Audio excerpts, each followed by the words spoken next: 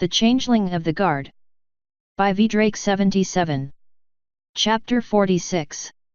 Guitars, Conductors, and Coda. I spat dirt from my mouth, trying to disentangle my legs. Again. Sure. Came the cheerful response. I had ingratiated myself to the element of loyalty at some point in this exercise, oh great joy of joys.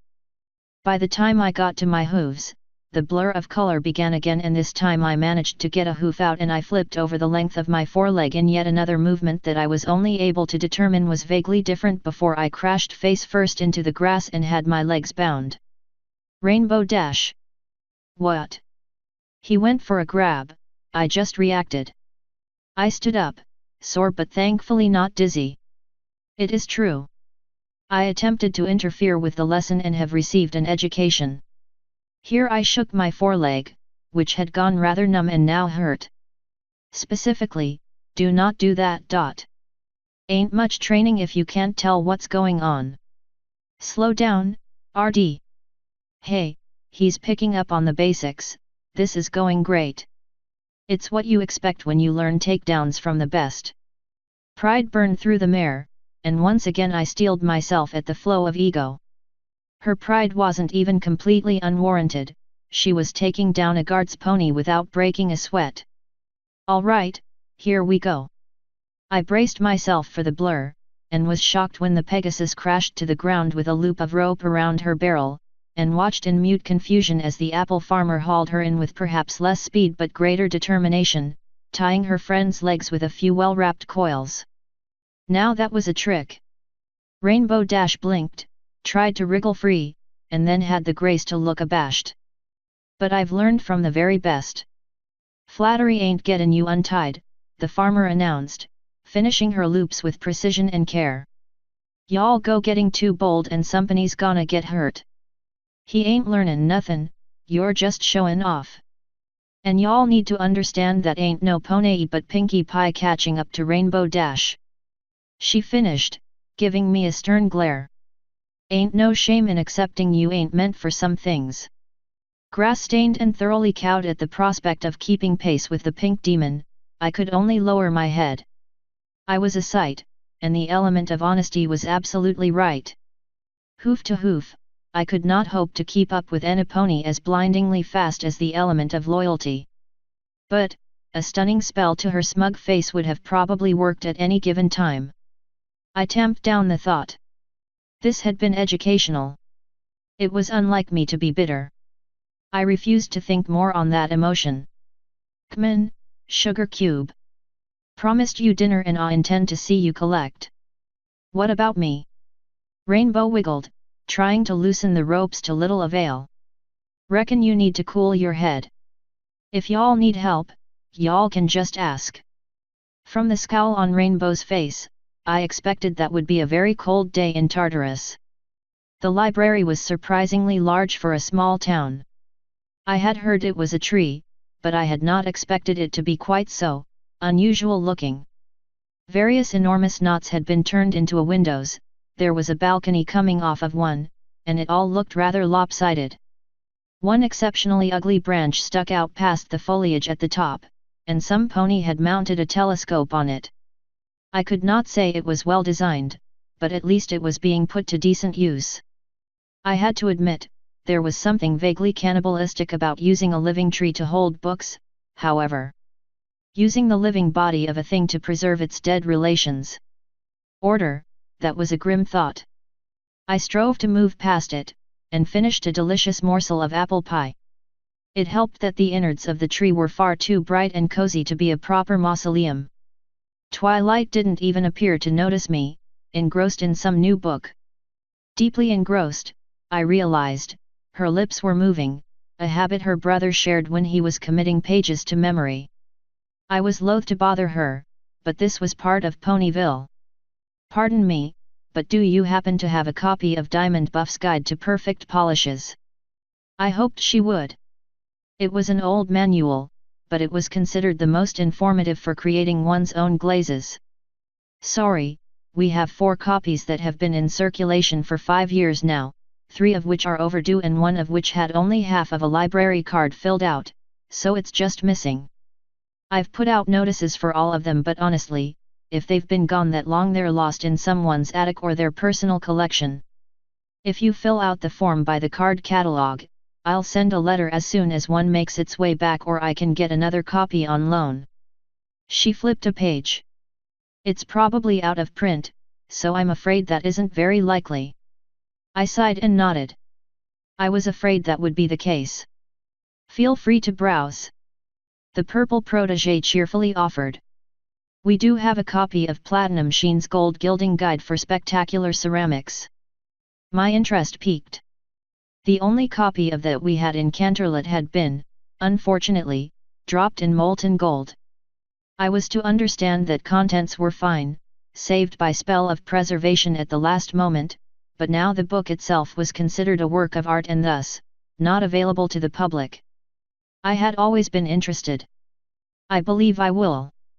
Thank you, Twilight. Idle. I turned, recognizing the voice of her sibling immediately. Ah, Spike. How are you finding Ponyville? Me? Great, but what are you doing here? The Dragonling cut his eyes at Twilight, then motioned me down close. You know who, visiting.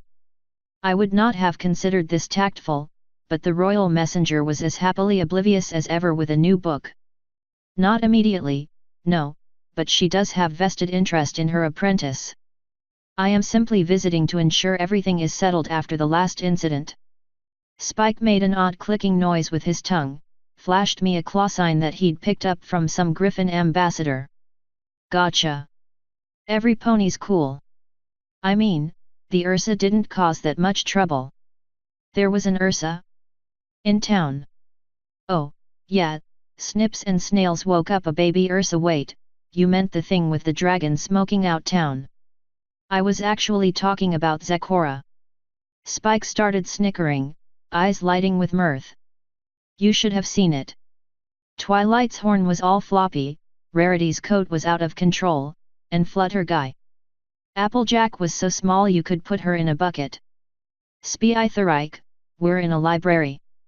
Came Twilight's gentle admonishment from her desk. Sorry, Twilight. He cleared his throat, continuing in a quieter voice. Zecora fixed everyone up, but it was pretty funny. Wish I could have gotten photos. I see. And what do you think of Ponyville so far? Oh, it's great. Tons of stuff to do. I hang out with the cutie mark crusaders sometimes. Trying to keep them out of trouble, I assume. Applejack had regaled me with several tales of the crusaders' escapades, and it astounded me that the fillies, and the town, remained largely unharmed. Oh yeah, sure, all the time, the youngster eagerly lied.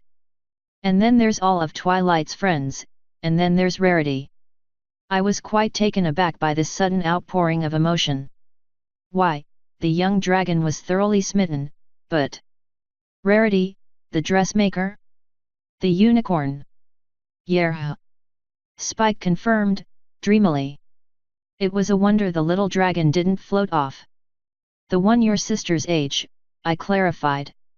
That knocked him out of it, and he scowled with all the fierceness he could muster. Hey, don't make this weird, dude. There's only one Rarity, I mean. It's in the name. Bemused, I ducked my head. My apologies, Spike. The young lady is fortunate indeed to have caught your eye. Well, I mean, she's amazing, but I haven't, you know, told her. Order forbid, he was half her age. At worst, that revelation would lead to a broken heart, and at best a wounded one. A few more years to harden his scales, though. I ruffled his head scales, and the dragon swatted my hoof away by reflex. She seems to be a smart mare.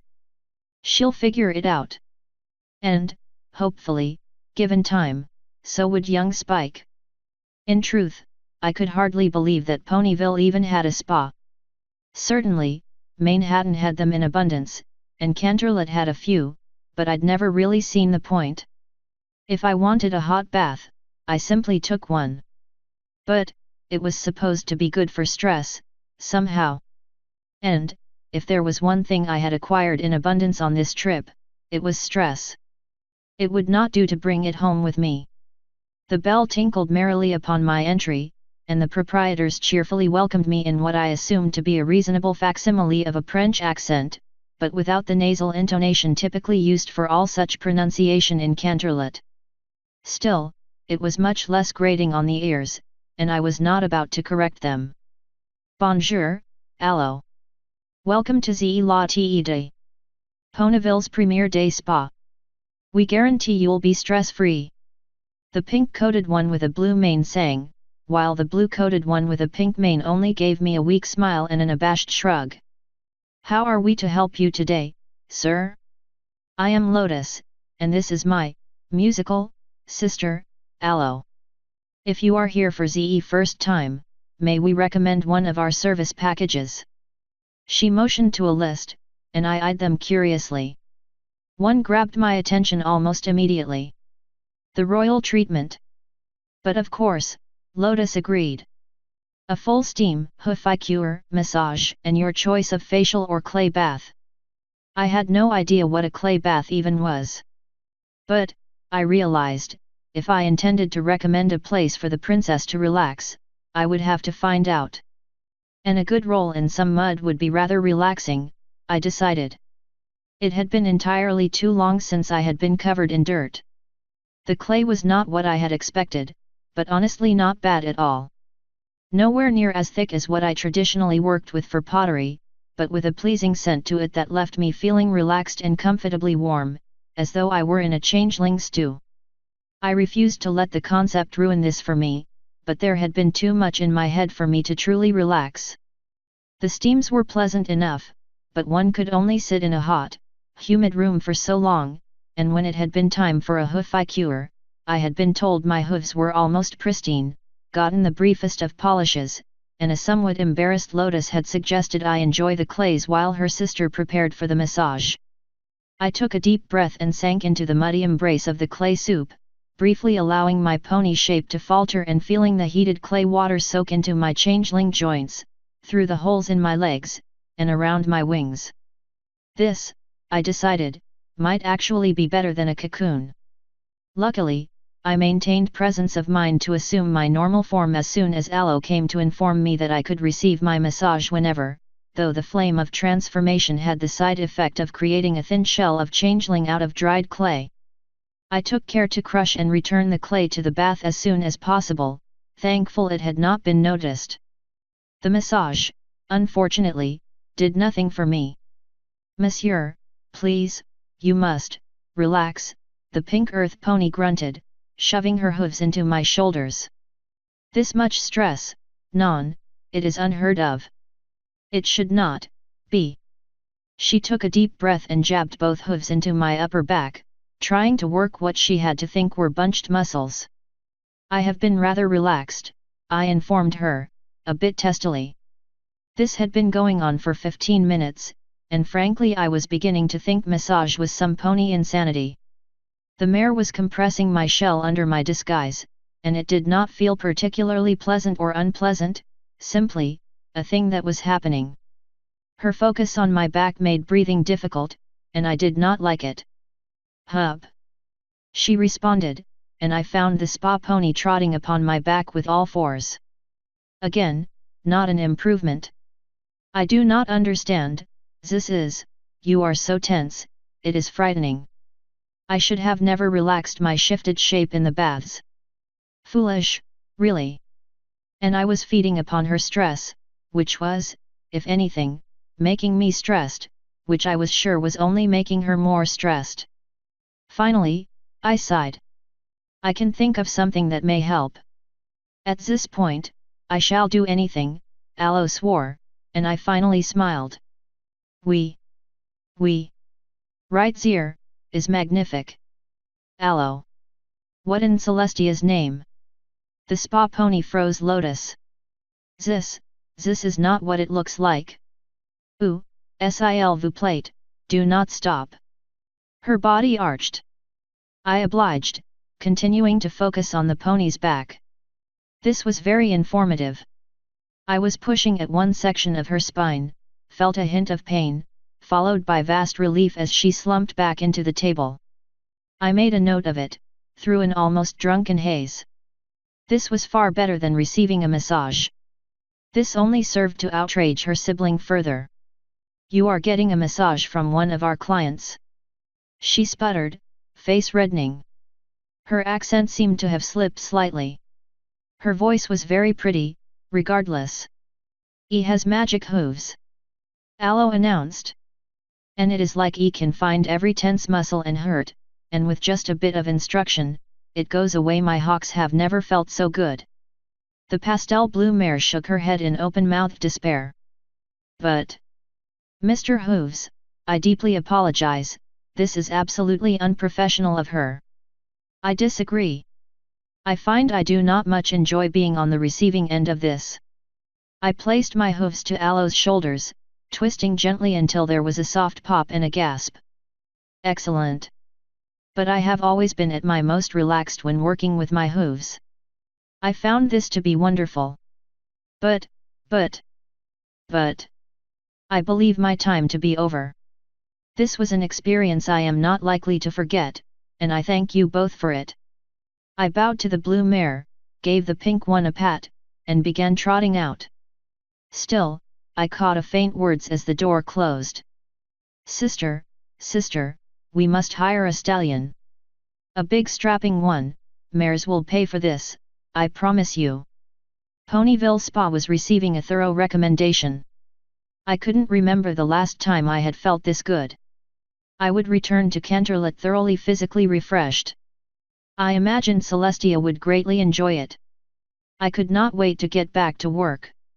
Author's note.